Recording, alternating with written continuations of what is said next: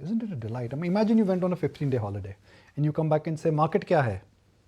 Well, 15-day, all the tariff, yes, no, projections, talk of a recession, talk of a trade war. Indian markets are saying, nah, nah, nah, nah, nah. Doesn't matter.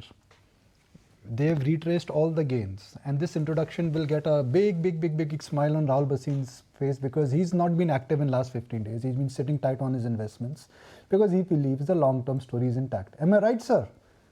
Imagine you went on a 15-day holiday and said, tell me the market levels.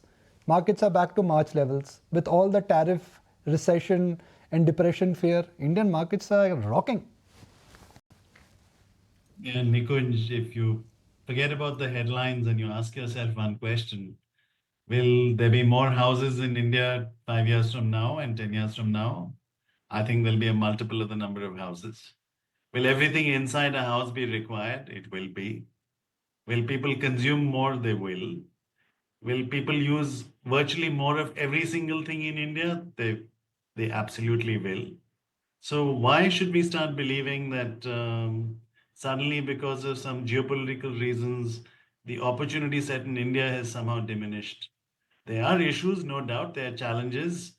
People will have to change their business models in several cases. Some of our globally exposed industries will have their own sets of challenges, but there are equally that many more opportunities. And unlike some other more powerful countries, we are just not. We are thankfully not threatening and not that big and not that powerful to threaten anyone. So I think that this is one of those rare cases when elephants fight, the grass actually has a better chance of growing. So I think we are perfectly okay. The fund which you, or the firm which you represent, is a global fund where you look at investing in different countries and you look at different supply chain, different businesses which are connected. So in this new normal, if a tariff reboot has been set, how have you changed? Which are the businesses which you've identified which will gain, and which are the businesses and sectors which will lose? And I'm talking about India specifically here. Actually, it's very interesting. We ran an exercise across a portfolio. We have fairly large, diverse portfolio across sectors. And we didn't see anybody getting adversely impacted in any meaningful way. I think, on the contrary, what's clearly happening is that with all of this issues, commodity prices are softening, and therefore I can see people penciling in some gains as far as the commodity prices being lower. But there really hasn't been that much of a challenge. I mean, it might also be because of the way our portfolio has been constructed, but bottom up, when we look at it, it's perfectly good. I think the larger, if you leave aside the geopolitics and the tariffs and these kinds of things, I think the larger trends are still going to impact businesses, valuations, etc. And I think that we are keeping our eyes on those kinds of things, and technology changes and those kind of disruptions, because those are here to stay. I do believe that tariffs is a negotiating ploy, and is to sort of negotiate better trade deals. I believe that America thinks that this multilateral agencies diminish their bargaining power, and which is why they want one-on-one kind of negotiations and agreements with people, and that's what they're driving. And thankfully, I don't think that we are on adverse sides of America on most things. America's biggest exports is services, so is ours. If you notice in all the trade talk, they've never mentioned export and services. I Yeah, think we're sure they perfectly do. okay. Yeah, and I guess, the proof is in the pudding, and one can see that we're already back to those April 2nd levels, or at least undone all that damage. But Rahul, tell me, do you think the collateral damage could come in for IT though? Because, I mean, there are concerns around how the US economy is going to shape up and what the discretionary spends are going to be like. Do you think that's going to definitely have its impact on Indian IT services? Yes, I think there's a challenge. If you look at the uncertainty which has been created with all of this, I think that the probability of a US recession is high. I also believe that if you look at President Trump's core constituency, which is the blue collar worker who he feels has not had an increase in standard of living for over 50 years, and that's actually true. I definitely feel that the sort of high tech industries and the the coastal businesses, as I would call them, are going to in some policy framework or the other going to be adversely impacted, and the blue collar worker is going to be positively impacted.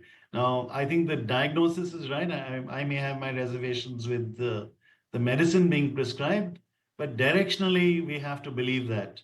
Also, if you look at the antitrust activity which has been picking up ever since President Trump has come, I have to believe that there will be costs and consequences to the larger tech businesses. And short term, that uncertainty is going to create problems. Longer term, in fact, if antitrust works and it creates a sort of more diverse tech ecosystem in the US, I think it'll just make it more dynamic. So 5-year view, 10-year view, I wouldn't be too worried. 1-year view, 2 years view, I would be concerned that we might go into a cyclical downturn. But I think the larger issue is also productivity change that is going to take place in the tech industry, given the fact that AI has become infrastructure, it's become really cheap. Um, Adoption towards productivity, which people have just about started, I think you'll see that playing out. That may have issues structurally on the Indian IT industry. But overall, longer term, I don't see any reason to be particularly dismayed. Spoken about some of your favorite themes in the past, AI, EV. Now, both these themes globally are getting challenged. One, because of valuations, which is AI, and how adaptation is going to be there. And second is EV, where this whole China angle now and technology angle is something which everybody is debating. So which one should we discuss at length, AI or EV, or both? That's your choice. See, if you think about it, all technology adoption always is accompanied with a hype cycle, right? You always, and it's in fact there have been studies which show that if you don't have the hype cycle, you don't have the technology adoption either. The hype cycle actually brings a lot of capital into a sector, into a hot new technology. There is always overinvestment in that technology. As you've seen in AI, valuations go insane with no sort of economic backing of cash flows to justify those valuations. But that's what's called the installation phase of any new technology. And after that, because the marginal cost of adopting that technology falls so much because of essential overcapacity, people start developing business models and use cases. But that's slow and gradual, and that happens over a period of maybe 5-7 years. So what you're seeing is, I think you've already seen the peak of the hype cycle in AI. You'll see a brutal correction. I don't think we're done with that yet. But from a actual technology use case and adoption, you will see the benefits of that at least over the next 5-7 years at the very least. And it will fundamentally change the structure of a lot of industries, whether it's our IT services businesses, which I think require a lot more project managers and people who can check code rather than people who can simply write code. I mean, which is a kind of a very funny situation to be in, because if you don't have people writing code, then how do you develop them into a project manager who can check code? I mean, I think those are the sort of more structural issues that the industry will grapple with. So I think that AI is here to stay and it's going to have long-term impacts. But right now, from an investing perspective, overhyped, probably just past the peak of the hype cycle, you will get a trough of disappointment before you get what's called the slope of expectations and the slow realization of real economic growth. On the EV side, look, I'm very clear. if you look at the cost economics, etc., EVs are going to overtake the IC engine. There is no doubt in my mind about it. It will happen. If you look at the cost curves in that entire industry, that will happen. I think that there is a lot of fear that because of the Chinese dominance of the supply chain in EV, geopolitically, it may not be that expedient for people to jump wholeheartedly into it.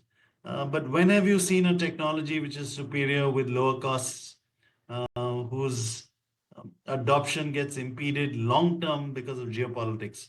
It won't happen. I mean, EV will get adopted. It will be mainstream. I think a lot of incumbents will hurt, and that's the way of the world. I don't see. So I am very bullish long term on both these themes. I think that both are on different stages of the investment hype cycle, and from an investment perspective, one has to take a different view. Because if you overpay for anything, you're never going to make returns as an investor. So Rahul, where have you invested off late as an idea, as a theme, where you think that next 5 years, 6 years, the CAGR earnings growth could be 15 to 20%? I mean, which is the new spot which you are finding which could be niche and can really grow? Give us a new investing idea. So what we've been looking at I do think that the congruence of policy, thought process, initiative, and global opportunity is going to make India a manufacturing hub. I mean, it's not going to happen across the board because many states are not on board and they're not thinking like that.